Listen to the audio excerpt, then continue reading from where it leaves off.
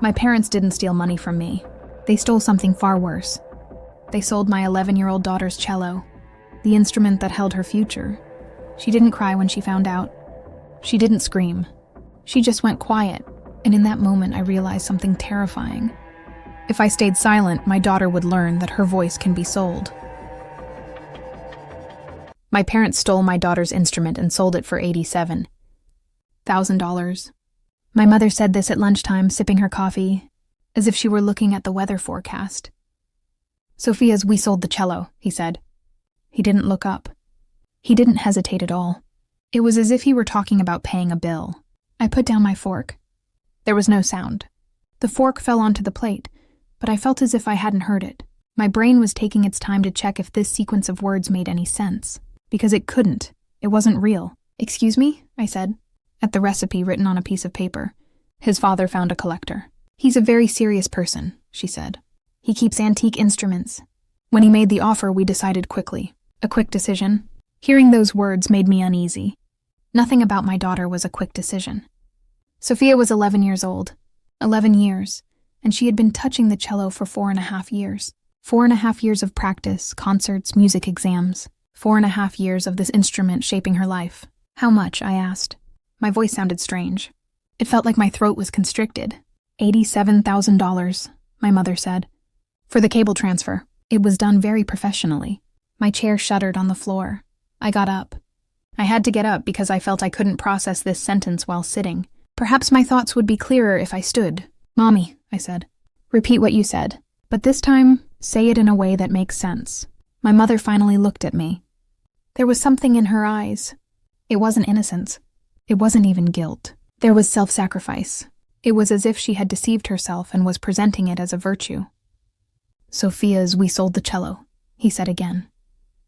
The same tone. The same coldness. The money went towards building a pool. "In the garden. Your father and Rachel always wanted one."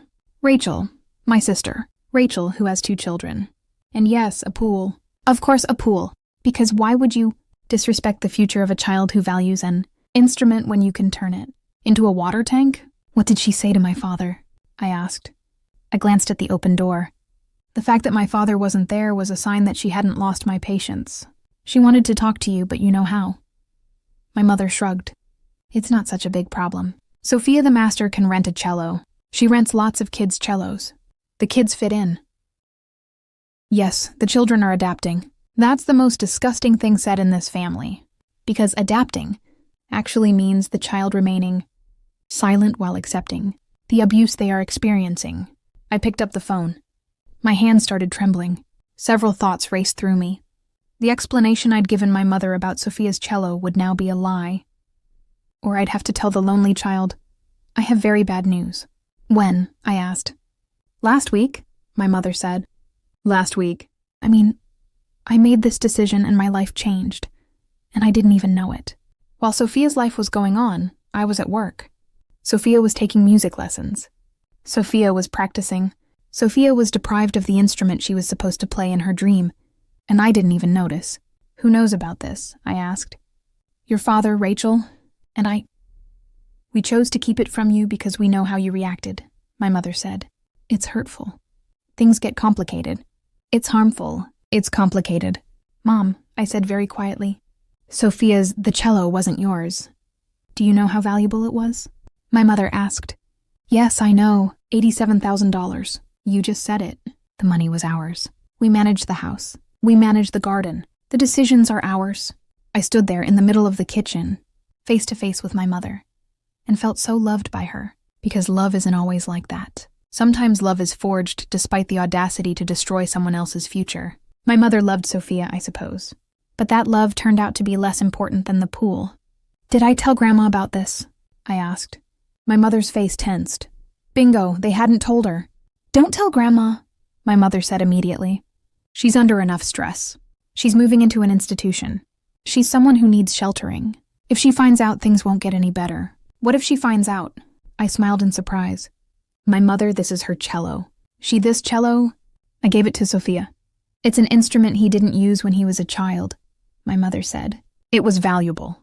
He doesn't use it. Designed for Sophia." When my mother got up to take a shower, I stayed in the kitchen. She picked up her phone and started typing. She was communicating in writing. Documenting things in writing? Bad decisions. As if she thought that if writing made things permanent, everything would be normal. Just then, my father came home. He wasn't usually one to come home early, but today he had come early, as if a few hours early, just to be with me. He saw me in the kitchen. He avoided eye contact. "You know," I said. "I know," he said. I didn't let him say any more. "Where?" "Acquired by a collector. For artistic purposes. Documented transfer. It's documented. Everything is documented. They had all these papers prepared to protect the elections, as if the law could manage bad faith." Sophia in her room. She was reading musical notation. Things written on the error sheet. Techniques, measures, tempo. Reading music was as natural for her as reading in bed. "Hello, sweetie," I said. She looked at me. Her eyes were lively, like those of children her age, 11. At first glance, the world lay at her feet. There were no problems. Just music and tomorrow. "Mom, can I use your cello tomorrow? I need to prepare for the auditions," she said. I had to decide right now, to lie or to tell the truth. If I lie, another day will pass, then another, and then the truth will come out. If I tell the truth, this girl will cry right now. "There won't be a tomorrow," I said. "What does it mean?" "Your cello isn't here anymore, Sophia." The young girl closed her book. Slowly. Because when children suddenly hear bad news, time seems to dilute. Minutes feel like hours. "Where?" he asked. "They sold them," I said. "My mother, my father?"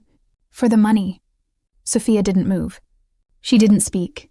She seemed not even to breathe. The girl looked at me as if to say, "Did I hear you? If I said it again, it might be different. But that instrument is mine," he said quietly. "I know. My grandmother gave it to me.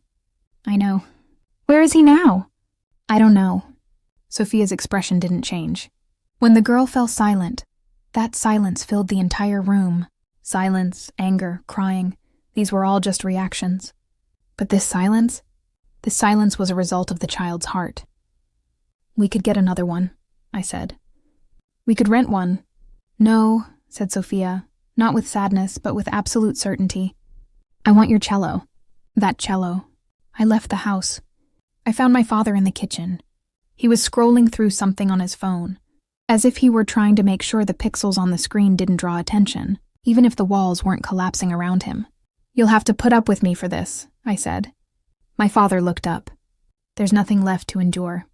The decision has been made." "The decision has been made," I repeated. "That girl? The one who's alive, who dreams of music. A life-changing decision. It's been made. I won't tell you when it's over. Sophia, it will be all right," my father said. "The children will be all right." Ah, those words. My tongue went to 10 people for those words. Children are fine. While children adapt, adults do what they want. While children are quiet, adults want us to be quiet. While children try to stand their ground, adults shift places. "Ask Sophia to talk to you," I said. "She wants to discuss things with you." My father didn't say anything more. He turned back to his screen. It was as if he couldn't see me there, maybe I wasn't there either. Sophia practiced the next day on a poor cello her teacher had lent her. It wasn't bad, but it wasn't special either. The sound was something her cello lacked. Quality, craftsmanship, a history etched in her own hands. The girl didn't complain. That was the worst part, because when a child who should be speaking remains silent, that silence is a signal. The child has learned that their voice will not be heard. That night, Sophia practiced without giving up. When the sounds came out wrong, she bulged out her eyes. Her facial expression didn't change.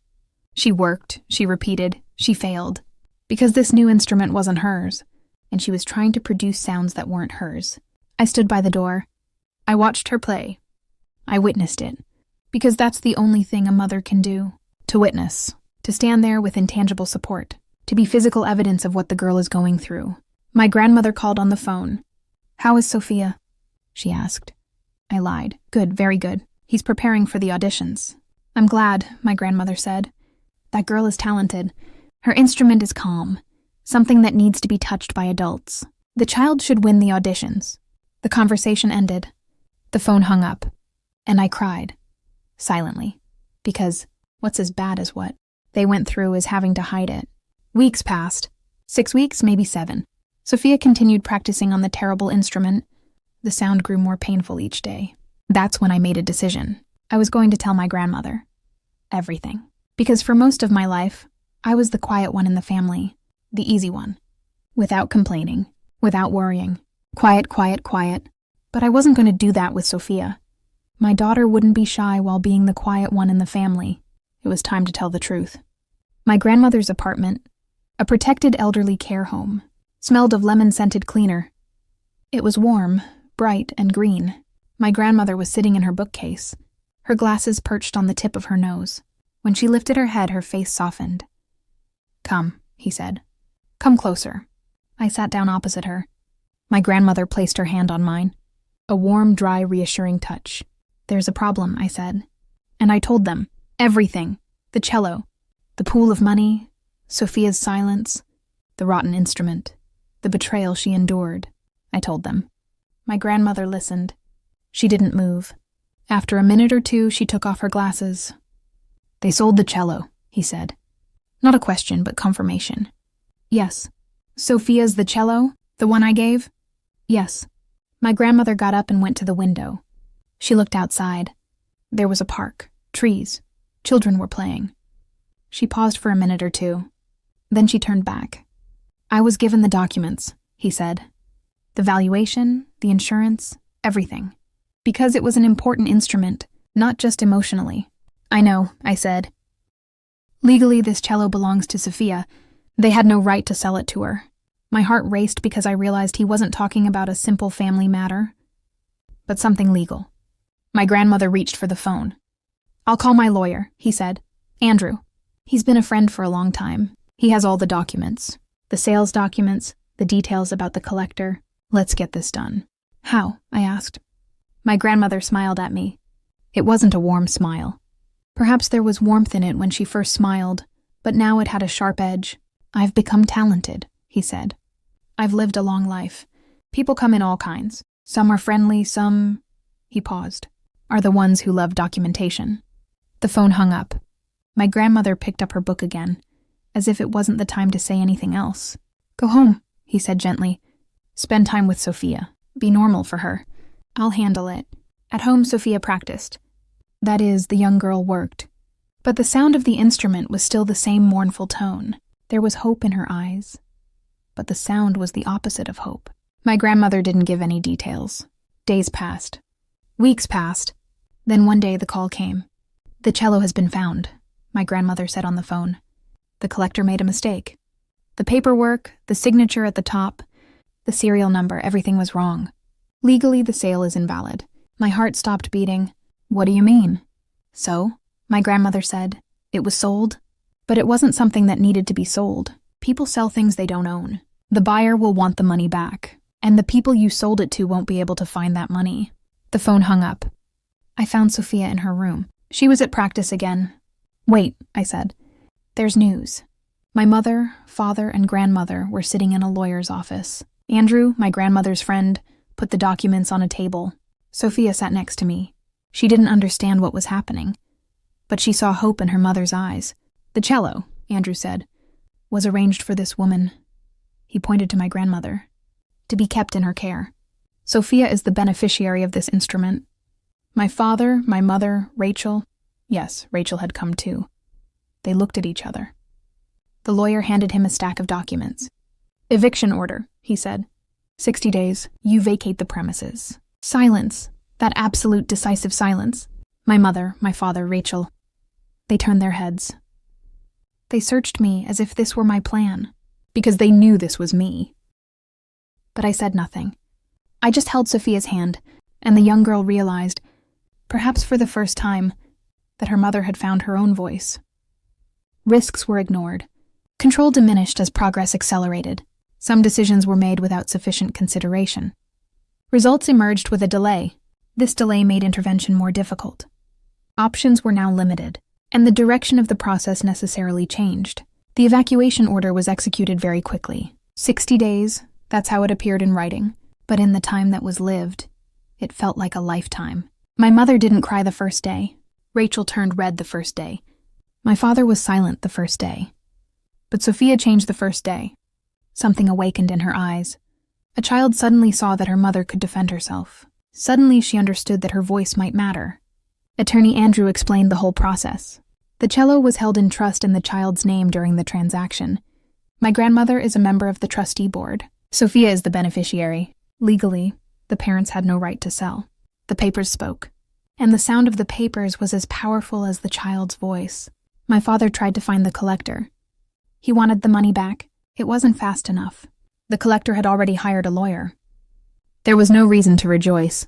The sale was illegal. The money would come back, but only openly. There would be legal proceedings. There would be accounting issues. The family would fall apart. Rachel thought she had her husband contacted. Her husband didn't want to take sides.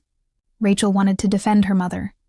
Her father felt he might be right, but he was currently burdened with guilt.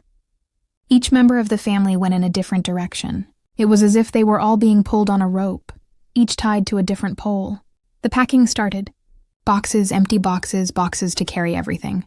My mother tried to bargain. The guardian wanted to bargain.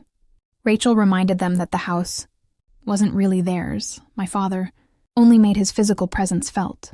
Sophia, I caught it. My grandmother didn't write a school of thought. She made no explanations. She simply existed, a calm, definite, immovable presence. Because sometimes the harshest form of punishment is the silent imposition of justice. In 6 weeks, the house changed. It wasn't empty, but it felt lighter. Things were gone. Belongings were gone. Life slowly moved to a different place. My mother couldn't believe things were temporary. My father walked the line of fatalism. Rachel spent hours on the phone because there was nothing she could do to help. But they still had to say something. Sophia, meanwhile, waited for her cello to be returned. The new house was smaller. 2 bedrooms, a living area. My mother kept the court summons in a file. As if, perhaps, if she held on tightly enough, the truth would change. My father went to work, came home. He forgot what he said. Rachel rarely visited. The air was different. It wasn't cramped. It wasn't heavy. There was simply more space with fewer people. Sophia and I established routines. A new house, new neighbors, a new life. But we were still waiting for the instrument. Attorney Andrew explained the mechanism. The collector would go to court to get the money back. People fight when they lose money. Those who lose the fight try to inflict damage. I didn't know any good people who were in a bad situation when money was lost. When is the cello? I asked. After the court decision, said the lawyer. Or after a settlement. Whoever has to lose first. Whoever was supposed to lose. My mother and father had lost. The collector was going to lose. Sophia had lost, even though she hadn't received a choice. And I had to watch it all. The court process was like a whirlwind. A silent whirlwind, but still devastating. My mother came one day and said, "This is too expensive." My father said, "There was no way out." Rachel said, "I told you so." Everyone wanted to be right, and everyone seemed alone. 2 months later, the agreement came. The collector wanted some of his money back. The lawyer handled those things. The documents were signed, the contracts were amended, and one day, the package arrived. A sturdy box, brown, made by a musician. As she entered, Sophia ran in. "Are we opening this?" he asked. We opened it together. The cello was there. Complete. Intact. Unchanged. Only, it had been held by other people, kept in other people's homes, but it was still itself. Sophia ran her finger across the instrument. She didn't cry. She just touched it. It was as if life had returned. "Sweetheart," I said, "you're never going to give this up, are you?" "No," said Sophia. "Never." Tonight the music began. In the new house, at a new beginning. Sophia practiced. The sounds came out beautiful. It was as if the instrument had remembered her, as if memory was preserved within the sounds. While my daughter was dancing, I stood by the door. No one knew I was crying, because this wasn't a cry of joy. This was a cry of responsibility. Responsibility for being the one who holds my daughter's future. My mother and father were living separately now. After the court decision, they decided to divorce, because in most families, external pressure triggers internal fractures. Sophia's the cello was more than just an instrument. It had become the cause of the collapse of a family institution. Rachel rarely visited, but when she did, she looked guilty. Because she too wanted money, the money for the pool, and the money was gone. Rachel was angry at her mother, unable to understand why the sale of her mother's pool hadn't been made. "But I promised the children," she would say. Nobody cared about the promise Sophia had made. Months later, Sophia was ready for the auditions. A new instrument, a new home, a new life was to begin at the city's music academy. Sophia passed the exam. She didn't just pass. She went on to the top class. She was one of the few children accepted into the youth orchestra. The president spoke to Sophia about breathtaking qualities, talent, instinct, the ability to hear the voice of the herd. My grandmother came to congratulate Sophia. The girl played for her grandmother. The new house was filled with music. It was as if the sound was destroying all evil. "She's charming," my grandmother said after the song ended. "Thank you," said Sophia. "I'm proud of you. Because it wasn't easy, and yet you played." Sophia lifted her head. There was a little more maturity in her eyes. A child who had lived through the hardest part of her life, and yet she was still standing. The day I realized I would be staying permanently in my new home, I had tea with my daughter, in the kitchen. A simple kitchen. It wasn't expensive, but it belonged where it belonged. "My mother," said Sophia. "My grandmother asked me something." "What did he ask?" "She remembers lawyer Andrew, the day the cello came back.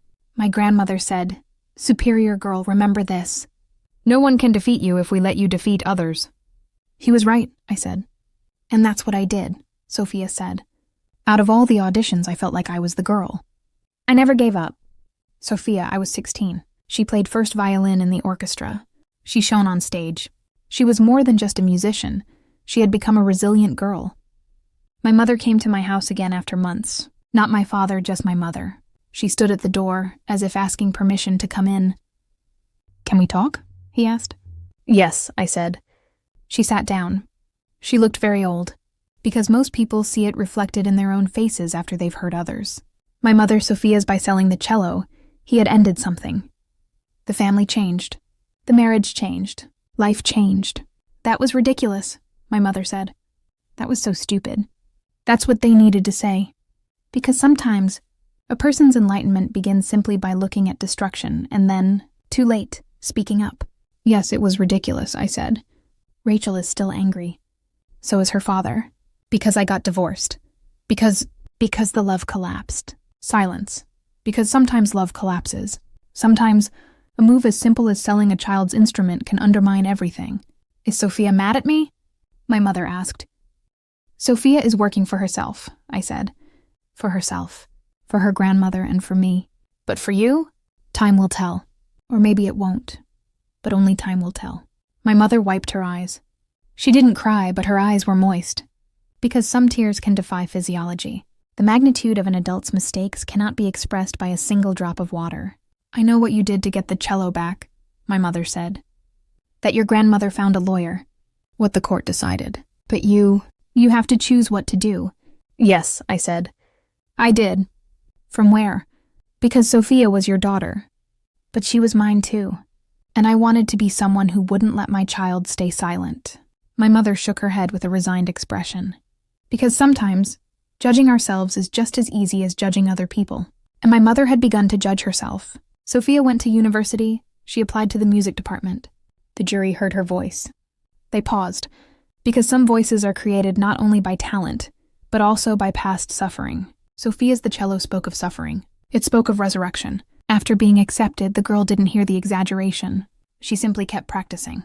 Because Sophia had learned that, as much as having her cello back, she should never stop. My grandmother became less talkative after selling her cello, but her actions spoke volumes. She had legal documents prepared. She decided to bequeath the house in Sophia's name. She appointed herself as a trustee. Thus, no one could ever again claim ownership of anything. The law would do its bidding. "Protection," my grandmother told me one day. "The house will be Sophia's forever." "Thank you," I said. "You don't need to thank me. I protected that girl. I just did what I had to do." My grandmother died peacefully in her sleep 2 years later. The girl was taking music lessons. Sophia was playing the cello. I didn't receive a phone call. When I didn't answer the phone, I knew. Because you recognize some deprived silences. This was one such silence. Sophia arrived at the funeral, I told her. The girl put down her instrument. She didn't cry. She just stood there.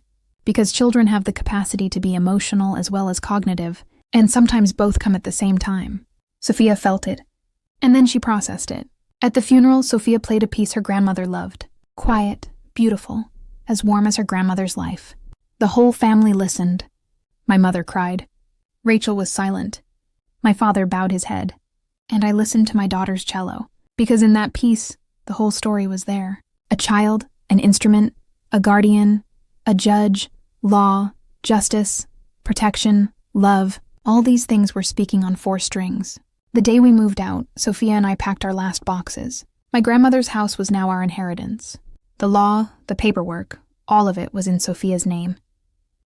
"Mom," said Sophia, "thank you." "For what?" "Because you taught me not to give up. Because you made my voice worthy of being heard." "That's his voice," I said. "I just listened." But I lied. Because sometimes mothers lie out of protectiveness. Sophia had to find her voice. But I fought for her voice to be heard. And that's the difference. Sophia is now 21 years old. She joined an orchestra. She performs on stage. Music is her language. The cello is her history. And every note, when practiced, when petrified, is a time of resurrection. Those who sold their cellos were punished. The court stated what they had documented. But so far, no one has ever said to a child, "Don't be sad." Only I have. And I was a mother with my own child. No one else. As my mother wrote her last letter, she asked, "Can you forgive me?" "Time will tell," I said, because forgiveness is not easy at all, especially when a child is trying to play a prank. It can't become very easy. But Sophia slowly started talking to her mother. Because children remember the efforts their parents made more than the mistakes they made. Sophia was the best girl in the orchestra. The judges said she didn't play anything more than music, past, resistance, return, all. Those things were in the notes. I sat on the stage. Grandmother's chair was empty next to me. But I knew. She was there, in the music, because a guardian is as permanent in a child's life as the 4 strings of their voice. Sophia played the final note, silence, then applause. The child rose to his feet. Not to be honored. He simply wanted to see his daughter's face. In her eyes, the pain of a few years ago was gone. Just a child who belonged where she belonged. Because sometimes the greatest punishment is letting a child find their voice, and then remaining silent in the face of it. And the child, yes, slowly rebels. From the outside, everything seemed static. But inside, there was constant movement. This movement went unnoticed because it was within established patterns. Over time, these patterns began to crack. Small deviations grew larger. The balance slowly deteriorated. This disruption was felt suddenly. Some were caught unprepared. The resulting situation did not bring back the old order. 5 years later, Sophia had become a professional musician. She had moved from a youth orchestra to a national instrumental group.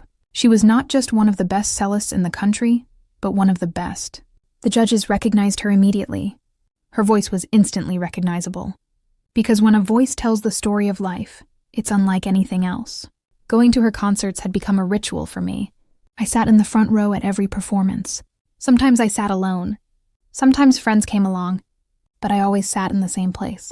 Because a mother is a witness to her daughter's life. But that day a different call came. "Mom, can I ask you something?" Sophia said on the phone. "Of course, it's sweet." Why did my grandmother do this? I mean, the cello, the lawyer, the court, why? At 21, the girl suddenly asked a question. Because girls sometimes delay questioning. Because in the herd, the meaning comes later. First it is experienced. Then it is questioned. "He protected you," I said simply. "But I was just a cellist," Sophia said. A middle school student. Why did she struggle so much? Sophia over for a visit. She's in her new apartment, near the music conservatory. Her room, sheet music. It was full. Her cello was always within sight. It was as if the instrument was an inventory of the girl's life. I sat down. We made tea. Simple tea. But the atmosphere was significant. "Your grandmother," I began, "was very intelligent. Not just intelligent, perhaps she wasn't a musician. The musician was her daughter's great-great-grandmother. She played the cello. She was a well-known musician in society." "I know. Your mother showed me the old photos." "Yes, your grandmother knew the value of music. Because in life, how many things have value? A few. Love, work, my dream. Music, my dream. Yours too. Your grandmother knew that when you were with that instrument, you would become a musician. So, because I was going to be a musician, because you were going to be you, and you being you required taking back his cello," Sophia thought. The tea had gotten wet. "My mother," he said, "wants to see my father." My heart started racing. My father, Sophia's father. My ex-husband. 5 years later, the girl wanted this. Why? I asked. Because, Sophia said, do you think you understand? Do you think you understand what you're doing? Silence. Because this was a question that required thought. I don't know, I said. Selling the cello, Sophia said. As far as I know, she made that decision. With your mother, though. But my father, he was never involved. He never participated in any process. My grandmother went to court. You fought. But my father, what did he do? I opened my mouth, but it remained closed. Because really, what had my father done? He had run away. He had remained silent. He had felt guilty, but he hadn't been punished. And many years later, among the people who had done it, it was hardly ever talked about. Find him, I told Sophia. Sophia found her father, a police officer, settled, remarried, with 2 more children. Sophia's half-siblings, siblings she had never met. Because children are victims of divorce and separation. When the family collapses, all the branches break. My father wanted to see Sophia, but he hesitated. Even after a year had passed, the shame still lingered. They met at the coffee house. My father didn't recognize the girl right away. Because Sophia wasn't a girl when she was 9 years old. At 21, she seemed very selective in the future. He took the girl under his wing. My father's face fell. Hello, said Sophia. Hello, said my father. Silence. Because some silences, if words cannot fill them, can only be filled by time. I wanted to see you, Sophia said. Because I was curious. What do you think about selling the cello? My father drank tea. It was heavy. So heavy that it would make you feel uncomfortable lifting it on the way back. It was ridiculous, he said. The most stupid thing I could ever do. Why did you do it? Because your mother wanted it. Your aunt put pressure on me. And I just wanted family peace. So yes, I did it. So you weren't someone who could make a choice? You just surrendered? My father looked at Sophia. Because this was a difficult question. Yes, she had surrendered. Yes, she could have chosen. Yes, she had chosen not to. Because at the time, the easy way out had been to remain silent. Yes, said my father. Sophia didn't speak. She simply stood up. She looked at my father. And she left. My father called me. My daughter is gone, he said. I know, I said. She's very angry with me. Yes, she's angry. Can he forgive? Time will tell, I said. Or maybe it won't, but Sophia will learn that people who make choices are more respectable, and you chose not to. The phone call ended, because there wasn't much more to be done. My father had found out too late. Remaining silent isn't really a choice. It's a violation of rights. Initially, there was a clear goal, but this goal changed throughout the process. The change wasn't perceived the same way by everyone. Some noticed it, others ignored it. This divide affected progress. Those who adapted continued on their path. Others fell behind. This gap widened, and the outcome of the process became inevitable. Sophia was very angry at her next concert. Through the music. Because anger sometimes becomes sound. The judges noticed. The girl was very emotional, they said. But she wasn't emotional. The girl was speaking. Because music was the language of those who remained silent. My mother came home a second time. But this time she was more humble. Because she saw that life, if it bends people, then so be it. Have you spoken to Sophia? He asked. Yes. What did he say? He wanted to see his father. My mother's expression changed. Because this wasn't something discussed in the family. This was something from the past. The past is something that should stay in its place. Why? He asked. Because sometimes children want to know why their fathers are silent. Because silence is also a choice, just like speaking. My mother shook her head. Because she realized that her own choices no longer understood. As the years passed, her choices had diminished, but the consequences had grown larger. Can I forgive him? My mother asked. It's not you who will forgive Sophia. Or maybe she won't. But the issue isn't whether you get forgiven. It's this. My mother left, but this time I stopped her to close the door.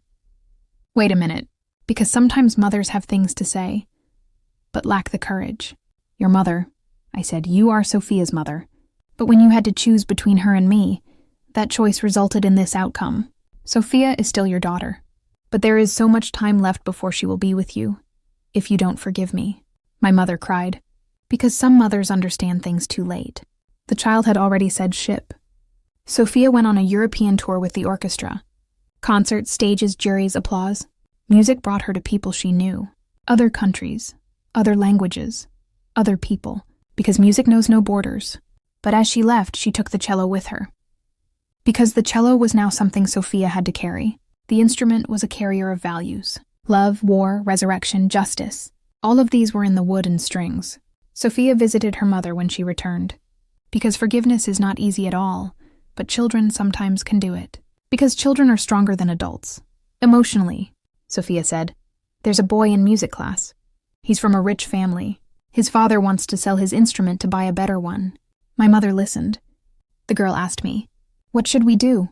And I want to consult you. Because you saw it. This way. My mother was on the verge of tears. He needs to go to the principal, my mother said. We need to get the parents removed. We need to hire a lawyer. Because a child's instrument is their future. I know, Sophia said. That's what you need to do. And that's when my mother understood. Sophia had forgiven. No, she hadn't forgotten. But she had forgiven. Because forgiveness doesn't mean, okay, go ahead. It means, even though you're going ahead, I'll know that this is wrong.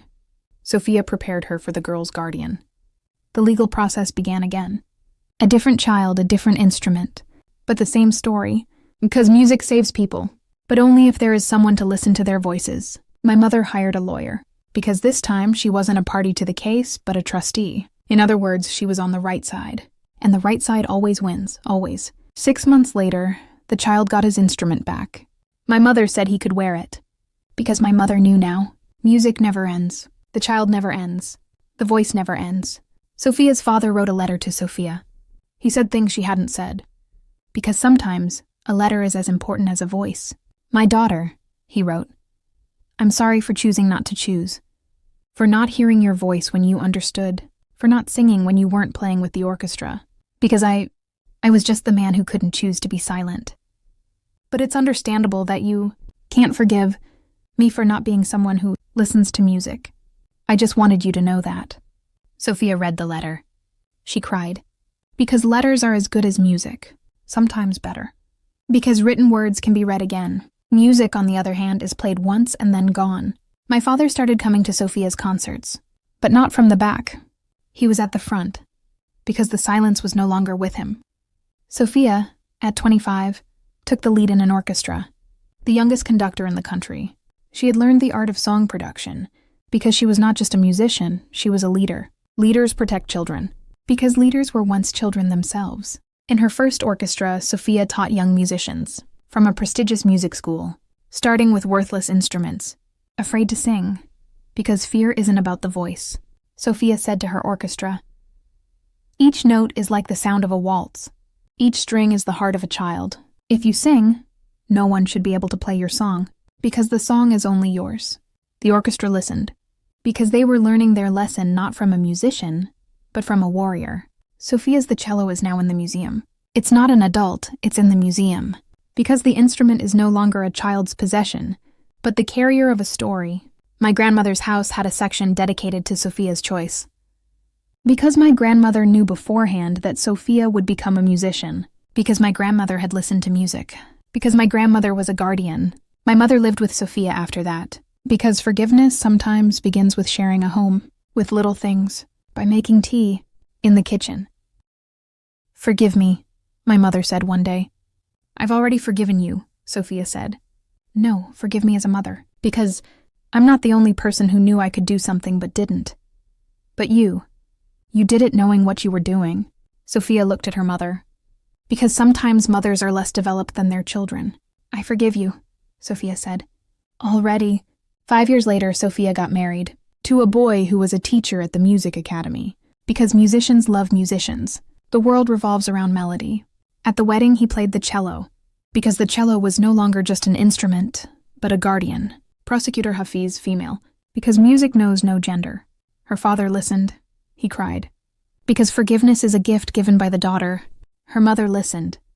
The girl wanted to hug her. But Sophia couldn't speak while she was playing. Because music takes the place of speech. My grandmother's empty chair was in the church. Because some people still exist after they're gone. Through music. Through forgiveness. Sophia's child at 9 years old started taking music lessons.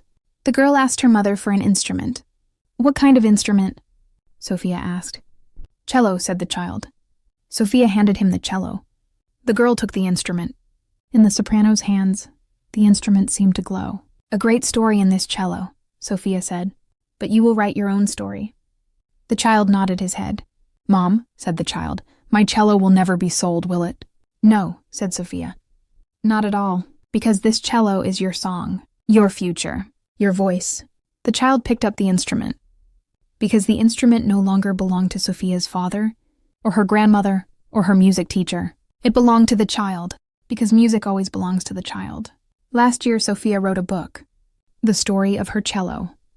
She placed her grandmother at the beginning, her father in the middle, and her own child at the end. The book was made. It was published. It sold, because the story was brighter than the voice of the girl who was going to steal it. Sophia gave an interview on the radio. Does music save lives? The reporter asked.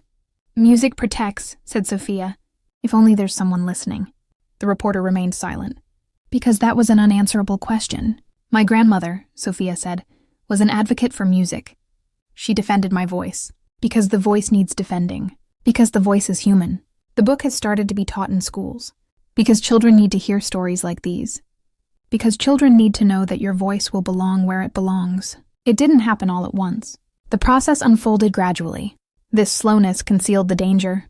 No one thought it was an emergency. Daily routines continued, but small deviations began to increase. These deviations were initially disregarded. Over time, their effects were felt. Looking back, the signs were clear, but by the time they were noticed, it was too late. Sophia retired as the orchestra's conductor. Because musicians sometimes have to step aside to become conductors.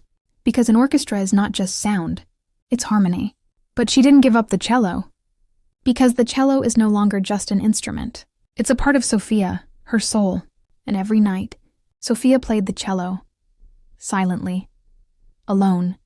Because some music is played to pause. To remember. To forgive. To resurrection. Because a cello isn't an $87,000 instrument.